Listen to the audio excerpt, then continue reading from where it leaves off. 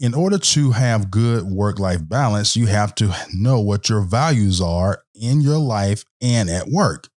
So hence you got to sit down and say, okay, what is the most important things I need to get done at work? And what is the most important things I need to get done at home, in my life, so to speak, balance, quote unquote.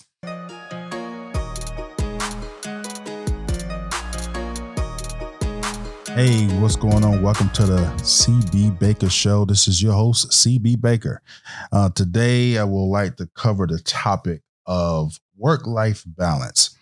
You know, what's funny about basically the space of entrepreneurism and work, and now with the explosion per se of the information that's out there, a lot of people talk about work-life balance.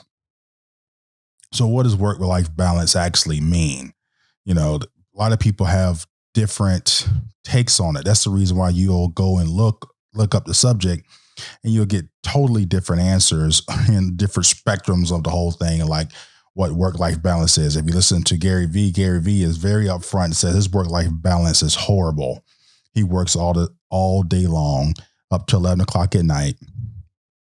But his family knows this. His wife that he married knew this before going into marriage with him and was okay with it. So you can look at it that way. It's like, okay, have the conversation and being able to have ample enough communication and communicating well with your spouse about how you're going to handle your work-life balance, or if you don't have one, right?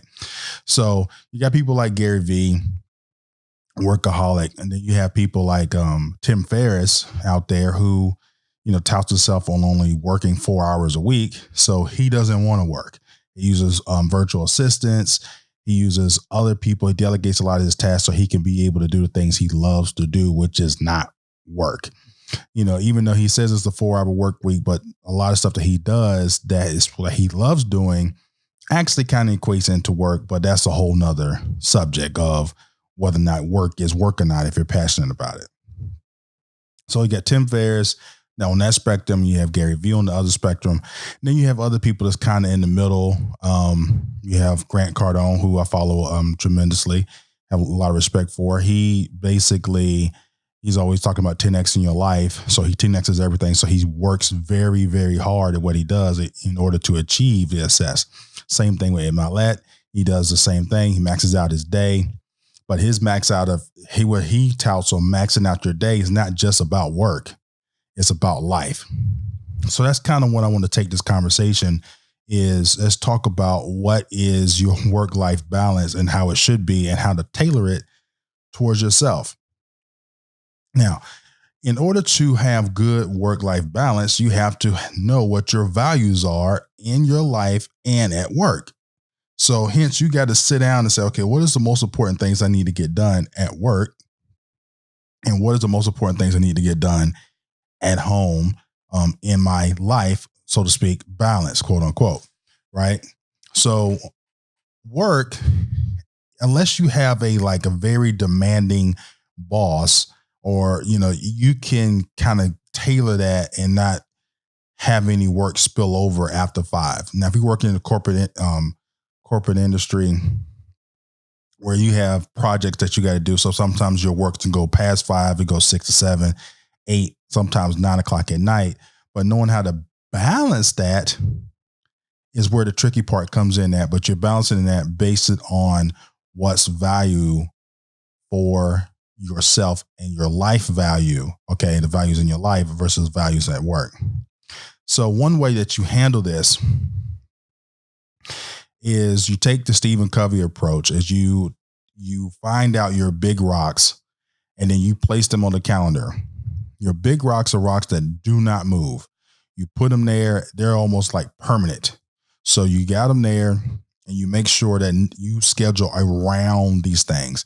And what he talks about is scheduling the little stuff, the pebbles, and you fit those around your big rocks. So at work, you're going to have rocks that are huge. You're going to have tasks or projects that are huge projects for a quarter or for the year, right? So in advance what projects you got to work on. So you schedule yourself, other stuff around those big projects. So you say, CB, okay, what if I got two big rocks in the same quarter? You got a spouse birthday or a child's birthday or a major vacation coming up, also in the same time frame as a big rock of work. Now, this is where it gets tricky. You just schedule both of them, right? So it's not as tricky as you. It's tricky when you're thinking about it, but when you simplify it, it takes all the confusion out of it. So basically, if you got two major things you got to do in one quarter, your vacation, if you're planning out ahead, if you know your vacation is 2 quarters from now, go ahead and plan everything out, get your flights together, you know, what you're going to wear, get your kids, get your family straight, get your wife straight, get your husband straight. Everything is, you know, you plan out in advance. So therefore you can spend time on the work project. The work project is a little different than the vacation project, right? Because vacation, nothing really, it's not too variable. It's kind of fixed. Where the work project, you'll be working on it and things come up, you know, vendors don't come through. You send some product off to get looked at and it takes a long time for it to come back. And then you're stressed over that and you're working. It's kind of variable. It's moving parts to the work project. But for a vacation, once you book it, you're kind of done, right? That's why I say you'll go ahead and book it and finish it off. Book the entire trip, flight, transportation to and from the destination. If you got to set up the transportation and you know, get all that stuff squared away and get it written down somewhere so you don't have to look for it when it gets closer to the time that you're going on vacation. So you can focus on the big rock, which is your work project, right? So that's how you fit two big rocks in the same quarter, one life and then one work related. So now let's say you work in the human resources department, or you just want to, or you're a manager and you want to throw a big Christmas party.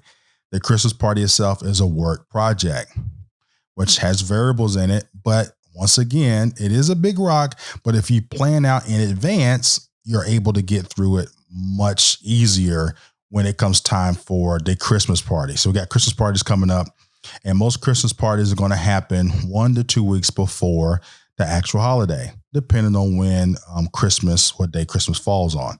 Sometimes you're having a situation to where the Christmas party could actually happen like 2 or 3 days before the holiday. But, you know, when you're doing that type of plan, you got to take into account of, are people still going to be there? You know, are they going to be taking off and going out of town to go, you know, spend time with their family that's out of town? So you got to look at all those aspects of that. But once again, that goes back to your planning and your preparation. So are you hearing the undercurring theme here? It's planning and preparation. Work-life balance only happens when you are planning ahead. Now, if you're the type of person that is always like a chicken with the head cut off, running around, you're not going to have any type of work-life balance. It's just not going to happen. And even if you did, you would not recognize it, because you're too exhausted trying to keep all the spinning plates spinning at the same time. Sometimes it's just because a plate is spinning doesn't mean that you have to leave it spinning. You can go take the plate off of the pole and set it on the ground, and so it don't break. You say, okay, this plate doesn't need to spin right now. Put it down. Simple. And then when you're doing things like this, you're able to keep things consolidated, and you're able to do things that you really want to do and keep your focus on the things that you're working on currently. That is the biggest issue with people with the work-life balance, is their ability to stay focused on a task. You have to stay focused on a task. Okay. So one task at a time. Well, we all know about the multitasking myth that's out there. You cannot do 2 things at once.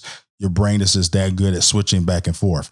But if your brain is switching back and forth, so is your attention and so is your focus. So therefore, you're cutting each one of the things short of your full attention, and therefore you're going to put out a subpar product. Same thing with work-life balance. If you're spending time with your kids out in the backyard and you say, I'm going to take my laptop and look at a couple of emails and they're calling your name, are you spending time with your kids or are you working on your emails, right? Or writing emails and getting caught up on that? Here's the answer to the question. You're not doing either one of them effectively. And then you'll go back and look at the emails that you sent and be like, why did I send that? It's not what you would have sent if you were sitting down concentrating on what you was doing, right? Same thing with the kids. It's like the kids are there, but you're not really spending time with them. Or your wife is there, but you're not really spending time with them. Everybody's now talking about being intentional with your life. And I'm total agreement with that. Everybody should be intentional with your life, but also while you're being intentional, you need to pay attention to what's going on and be present. So be present in what you're doing. If you're spending time with someone, spend time with someone. Spend that time with them. Be there. I cannot express to you more about the importance of being there. Like me and my wife, when we go out on Friday, we call it Phone Free Friday. It's like, okay, we sit down to eat dinner and then, sometimes we get caught getting caught up on Instagram or looking at YouTube or things like that. And like me, I'm looking at, all the stuff I got going on. And she'll say, CB, Phone Free Friday. I said, you know what? You're right. Take a phone, put it face down, and then we talk. Even though we work together and we talk all week, but this moment for like that 1 hour to hour and a half, we spend one-on-one actually talking to one another, no distractions, no picking up the phone here and there. We're talking one-on-one. And it's great, even though we're together all the time, but we don't necessarily conversate without distractions involved. It's good to be able to have a conversation without distractions and being intentional to do it and then paying attention while we're in that moment and being present. The biggest issue with people and their work-life balance is being present in the moment when they're in that work or life. Take some time out when you're at work, turn your phone on do not disturb. If you need to think through something, turn the computer off because, we have notifications that happen on the computer as well. Turn those things off and sit down and just think, to give yourself some time to just think about things and think through everything so you'll be able to put your best foot forward in what you're trying to get accomplished. And then what results are you getting? You take the time to measure out the type of results that you're getting as well. And you can do this on the life side as well. Like, okay, look at everything. How's the house looking? Like literally, like what's interesting. I was listening to Tillman in his audiobook, right? I was listening to him. He was talking about how he can go and look on the outside of a restaurant or organization and tell whether or not it's well ran or not. And I thought about that and I said, yeah, I feel you on that. But I thought about it. So, you could do the same thing with people's houses. If you drive up to a person's house, how's the front of the house look? How's the side of the house look? How's the backyard look? You could kind of tell what's going on in a house by just looking at certain things when you look around. Is it organized? Is it clean? Is it lived in? Or is it like a museum? Or do the people have fun? You can look around there. You can take an inventory and look at somebody's house and the kids got toys on the floor because they're playing, or they was playing, they didn't put them up yet. And you can say, wow, this house is dirty. Or you could say this house is lived in.